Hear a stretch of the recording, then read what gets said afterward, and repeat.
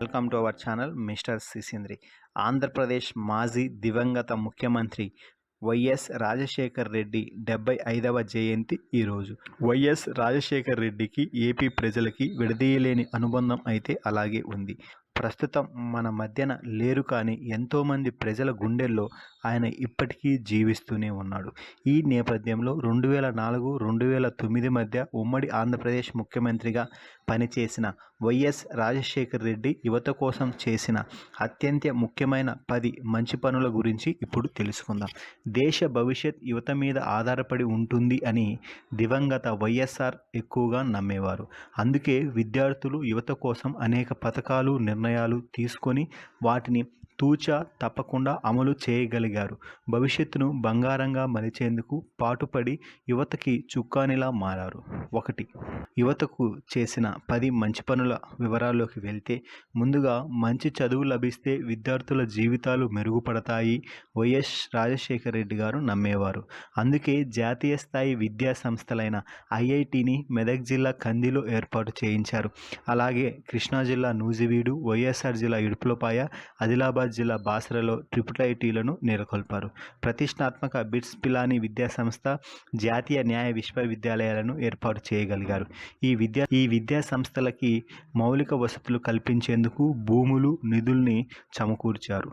ఇక సాంకేతిక విద్యను అందించేందుకు ప్రైవేట్ రంగంలో పెద్ద ఎత్తున ఇంజనీరింగ్, ఫార్మసీ, మెడికల్ కాలేజీల ఏర్పాటుని ప్రోత్సహించారు. అటు ప్రభుత్వ రంగంలో జూనియర్ డిగ్రీ కళాశాలను ప్రోత్సహించారు. రాష్ట్రం ఏర్పడి నుంచి 10 లోపు విశ్వవిద్యాలయాలు మాత్రమే ఉంటే ఒక్క వైఎస్ఆర్ హయాంలోనే 17 విశ్వవిద్యాలయాల్ని స్థాపించారు. దాదాపు ప్రతి జిల్లాలో యూనివర్సిటీని రంపించి ఉన్నత విద్యను ప్రజల ముంగిట్లో నిలిపారు. ఇక మరో ముఖ్యమైన విషయం ఏమిటి అంటే, బడుగు బలహీన వర్గాల పిల్లలకి చదువు అబ్బితే ఆయా కుటుంబాల్లో వెలుగులు నింపుతాయి అని వైఎస్ఆర్ గారు ఎక్కువగా నమ్మేవారు. అందుకే ఆయా వర్గాల పిల్లలకు స్కాలర్షిప్లు పెంచడంతో పాటు గురుకులాలు, హాస్టల్స్ని కూడా విపరీతంగా పెంచడం జరిగింది. ఆ తర్వాత కాలంలో ఫీజు రియంబర్స్మెంట్ పేరుతో మంచి పథకానికి శ్రీకారం చుట్టడం అయితే జరిగింది. పేద పిల్లలు ఊహించలేని విధంగా ప్రైవేటు కాలేజీలో సీటు పొందితే ఫీజులు మాత్రం ప్రభుత్వం భరించేలా ఒక చక్కటి నిర్ణయం అయితే తీసుకున్నారు. దీంతో బడుగు బలహీన వర్గాల పిల్లలకి ఇంజనీరింగ్, ఫార్మసీ, మెడికల్ విద్యను అభ్యసించేందుకు వీలు కలిగింది. దీని కింద 11 లక్షల మంది బీసీ వర్గాలు, 5 లక్షల మంది ఎస్సీ వర్గాలు, 1.8 లక్షల మంది ఎస్టీ వర్గాలు, 7.4 లక్షల మంది మైనారిటీలు, 7 లక్షల మంది ఆర్థికంగా వెనుకబడిన వర్గాల పిల్లలకి ప్రయోజనం దక్కింది.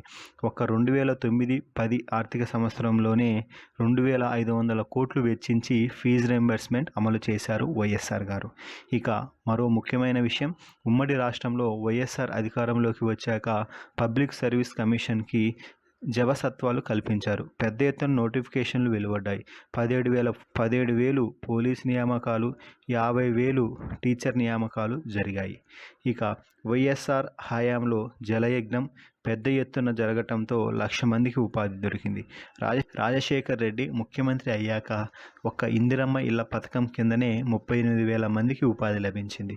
ప్రభుత్వ ఉద్యోగాల్లో ప్రమోషన్లను క్రమబద్ధీకరణ చేయడంతో పెద్ద ఎత్తున నియామకాలకు అవకాశం ఏర్పడింది.